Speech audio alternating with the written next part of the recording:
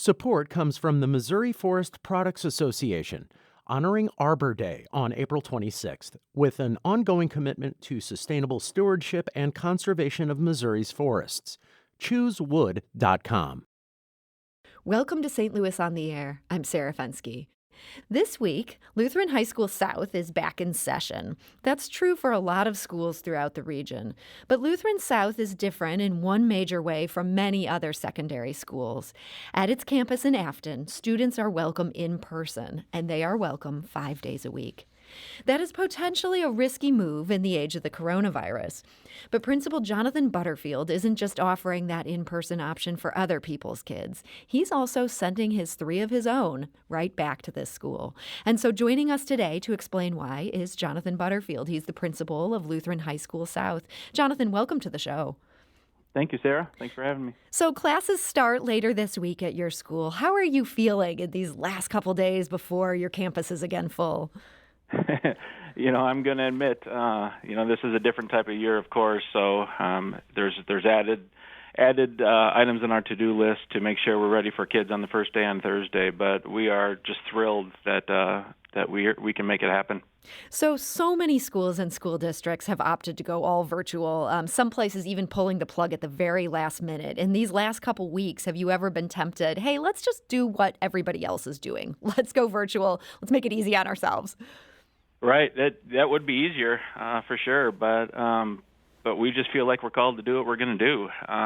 We think we've set up all the protocols, and we have made every safety precaution necessary to open school safely, and we believe that we're going to be able to remain open safely. So tell me about some of these protocols you've set up. As you said, this is a very different year this year. What are you guys doing differently at Lutheran South? We use what we call a flex mod schedule, which is rather unique across our area to begin with. So our plan really is not a whole lot different than what we've done for years now at Lutheran South, in the fact that not all of our students will be in class at all times of the day. Our schedule is set up such that there's always a certain percentage of our students who are in other learning spaces outside of our classrooms, but still inside of our building.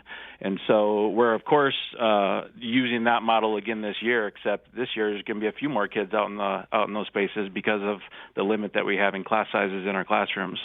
So some kids will be there with the teacher in person. Other kids might be taking that class, but they're going to be doing it in a different room?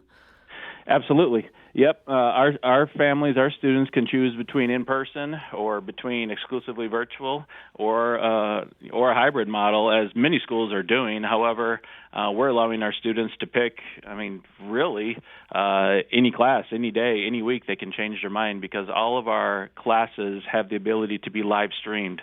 And so it is possible that a student could be taking a class from home virtually, as many students across the region will, but there will be students in our building who are even taking their class virtually from our campus.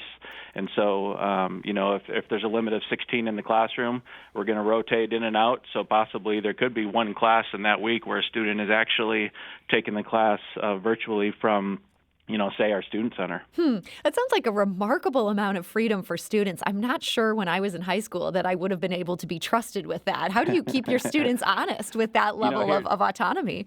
Here's what we hear from our graduates. Our schedule uniquely prepares our kids in personal responsibility and accountability and time management, organization, self-discipline, self-advocacy, all those kind of skills that all of us adults need once we leave the high school arena, right? And so we put a lot of trust in our kids. We give them guidelines. We set expectations high, and, the kids rise to it, and it's really remarkable to see the end product.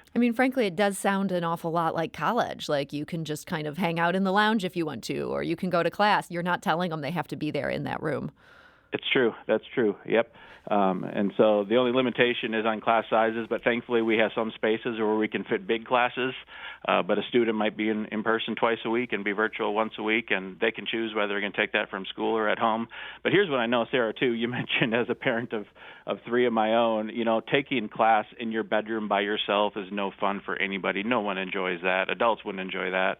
But taking class 6 feet apart from a classmate, let's say virtually from the gym, right? right, where you can actually communicate with your friend and work through the assignments and those things, that's doable once a week, and we feel really comfortable, and our kids are just thrilled to be able to be back on campus. So those class limitations, the idea is to be able to keep 6 feet between every desk. Are you also requiring students to wear masks? We are. Good question. Yeah. So before our kids get to school, and faculty and staff for that matter, everyone is doing a daily health screening. In addition, yes, every person on campus will be wearing a mask all day long while they're here. We have hand sanitizing stations and water bottle filling stations around. Every desk has at least 36 square feet, right, of personal space.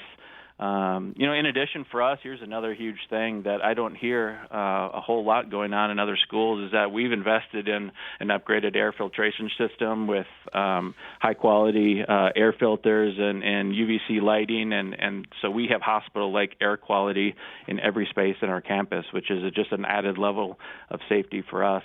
And so, in addition, we have backpack sprayers. We'll be spraying that in every classroom in the morning, and we just feel that we are not only meeting but exceeding, every guideline, every recommendation from the CDC and from St. Louis County possible. You also mentioned this daily health screening you're going to be doing with students in the morning. Are those temperature checks, or what's your how will those work? Yeah, they do include that. We're asking families to do that at home. And so on our school app, we've required them to log in every day and record their temperature and answer, the standard COVID-related questions, and then they'll have to show evidence of that to our administration in front of the school and front doors as they come in the building every day. And so, that's just another safety net precaution that we put in place. So if someone's been exposed to COVID-19, they have not yet been tested themselves or haven't tested positive, are you asking them to stay home at that point? We are, yes. We're asking them to quarantine if they know that they've been exposed. You probably know CDC's definition of close contact is less than 6 feet for more than 15 minutes. And so we know if people have been in that situation, if they know, we've asked them to quarantine themselves. But we anticipate that should not be happening at our school because of our setup. And so it's we're not fooled. Kids are kids, right? Teenagers are teenagers. And it's going to take a process where we are constantly going to be reminding them for the first day and two of school that these are the protocols, and 6 feet is what we do here, and we wear masks all day long. We've had a few events so far to start the year. And we've seen 100% participation. People are all in, and I think the reason is people are so passionate about making this work, and they just want to be in school in person, and we'll do whatever it takes for that to happen. We're talking to Jonathan Butterfield. He's the principal of Lutheran High School South. That's in Affton and in South St. Louis County. Jonathan, as you mentioned, you're not forcing anybody to come back in person. This is just one of several options. They can also choose to go all virtual. Have you had many families pick that option? We have nearly 430 students, and I would say as of date, probably 98% of them plan to return in person. I've heard from just a few. Now, to be fair to them, I've told them we don't have to know your plan today because you can change your mind at any time. But there's been 6 or 8 families so far who said that's our plan for now, is to stay home, and we'll let you know if and when things change.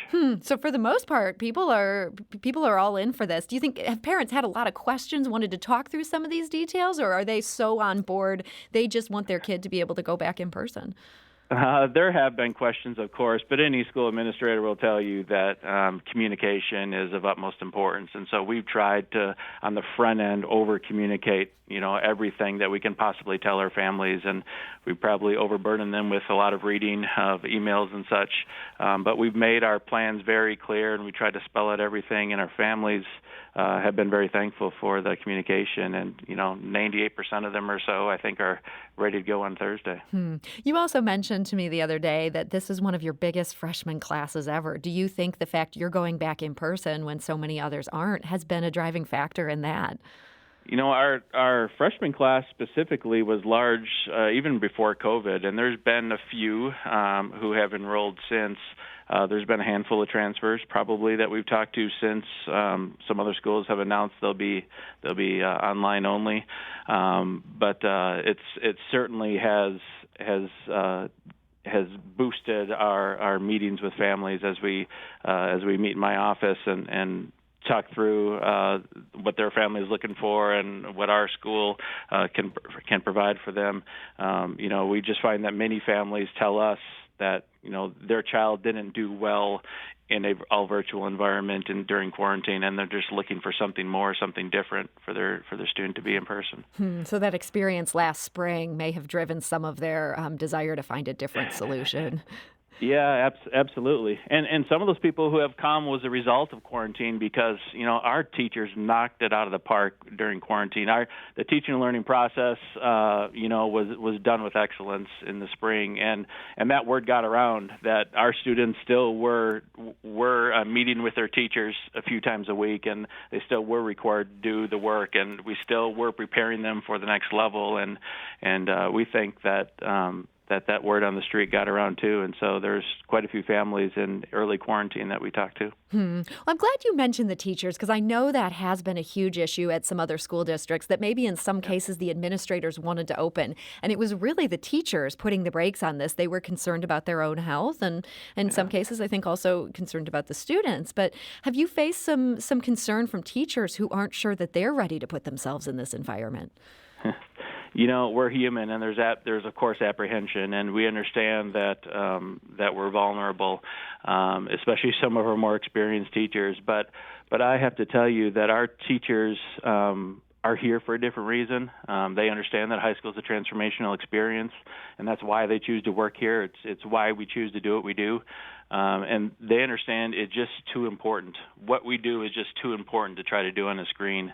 And so while, of course, there's apprehension, of course, we're all taking safety measures, and, of course, we can ask ourselves what-if questions. We just know that what we do is too important, and they'll do anything it takes to be on board. Now, there's specifically one teacher, for instance, who lives with a highly at-risk person, and that teacher is actually going to teach one class for us online virtually. And so our students know there's one class that every week, 3 times a week, is going to be online. And that's totally understandable. But we're fortunate that every other teacher can make this work and is ready to do it and has worked extremely hard the past several weeks to get their classrooms ready. I'm also interested in the budget question on this. I know there's a lot of schools in this area that don't have a campus where they have the room to spread out in the way that you're describing. They also probably wouldn't have the money to install this kind of air filtration system. Has paying for things like that put a big strain on the budget? It's where we put our priorities, and we understand that it's something that we have to do if we're gonna do what we say we're gonna do. And I can't say that it's that there's a bunch of surplus left over, certainly, but it's just something that we decided we were going to do early on and invest in it and ensure that we can do this with safety measures in place and do it with excellence. So bigger picture, as a parent, I feel like there has been so much judgment coming down on the choices that parents make during this pandemic. No matter what we do, it seems like it's wrong, and somebody's upset about how we're harming our child by choosing it. Do you feel that judgment as an administrator as well? I've heard that too, and that's, every family has to decide for themselves. But, I understand the concern, of course. I don't think anybody can question, someone's concern and decision to keep their children home. But, high school is just so much more than academics. And the reality is that our teenagers are suffering mightily from the social and emotional ramifications of the pandemic, right? We all see they're taking risks that may not make sense to adults, but it's just an indication just how much they're missing their socialized world as they knew it. Even before COVID, we've seen a steep rise across our country in stress and anxiety and depression and even suicide at alarming rates. And it's only worsened since the pandemic. And so I believe that our families are most looking for that community. In our case, it's Christian community, and they want to be reminded of the certainty of their identity in Christ, and that's what we preach here, and that's what we teach here, and that's what our kids get, and they see this as a stabilizing force in their life, something that they're willing to take those calculated risks to make sure that their kids can enjoy every day. When we put on our St. Louis on the Air social media, our Facebook and our Twitter, that we were going to be talking to you today and that this was what your school was doing, we heard from some people who are like, I hope you'll have them back on when this all falls apart and they have to close things down, or people responded with frowny faces. Do you get the sense maybe some people are rooting for you to fail in this? I've heard some of that. Yeah, that's understandable. That there's some people who have very strong opinions the other way, but our teachers are willing to do it, and we're leaving those choices up to our families. And when we're all wearing masks, when we're all 6 feet away, when we have high quality air, we are doing everything possible in place to make this safe. And you know what? We may fail. We don't know that. Of course, we don't know that. And in 3 weeks, we may close just like many other schools and be online only. But it's a risk that we are willing to take. Our families make significant investment in their kids, and we want to do everything possible to make their overall high school experience an excellent one. Well, I know you're putting your money where your mouth is. You're going to be back on campus. Your 3 kids are going to be there as students. Yeah. What does success look like to you in this very unusual school year that you're about to begin? Well, of course, with the teaching and learning process, I'm confident of that. I mean, whether we're in person or we're online, our kids are going to learn, and that's going to be successful. Of course, we could try to make estimations about if we can only have this many COVID cases, then it's going to be successful. But and again, for us, we're here for so much more. Academics is huge, but the lifelong friendships that our kids make, for the activities that we hope that they can be involved in, those are all things that we want to see success in. And our alumni look back on their high school days and say, that's where I met my lifelong best friend. That's where I met my spouse. And that's where those teachers inspired me to do what I do. And, those are all successes that we enjoy. And, those are so hard to do online. And so, all those things we want to enjoy as a result of being in person. Well, Jonathan Butterfield, I want to thank you so much for joining us today and sort of bravely facing the music and the skepticism this area might have. I hope not all of us are rooting against you. I hope some people out there are rooting for this to be a good year. So thank you for joining us. My pleasure, Sarah. Thank you. And Jonathan, again, is the principal of Lutheran High School South in Affton. This is St. Louis on the Air on St. Louis Public Radio, 90.7 KWMU.